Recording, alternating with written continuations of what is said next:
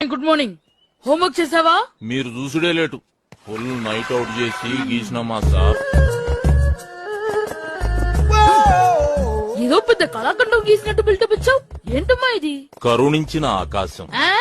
ఈ కాన్సెప్ట్ పేరు మా సార్. ఓహో. ఈడ కనిపిస్తున్న బుడ్డోనికి అమ్మయ్య లేదు, తినడానికి తిండి లేదు, తాగనికి నీళ్లు లేవు, ఆఖరికి వేసుకోనికి గుడ్డలు కూడా లేవు మా సార్. ఇవన్నీ లేవు సరే, వాడికి చెవులు కూడా లేవా? చెవిటోడు మా సార్. చెవిటోడైతే చెవులు ఉండవా? వాడు చెవిటోడని పెయింటింగ్ లా కన్వే చేయలేంగా మా సార్, అందుకే చెవులు తీసేసిన. అంటే నీకు బుర్ర లేదని తలకాయ తీసేద్దామా? తర్వాత ఏంటో చెప్పు.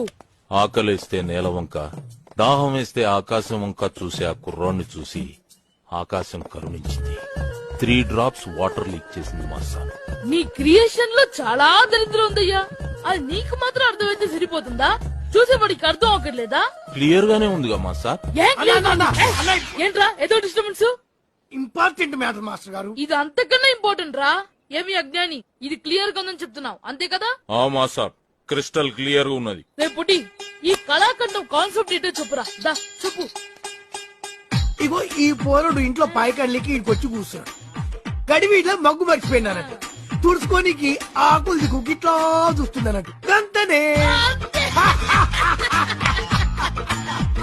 ఫీల్ అవుతుంది.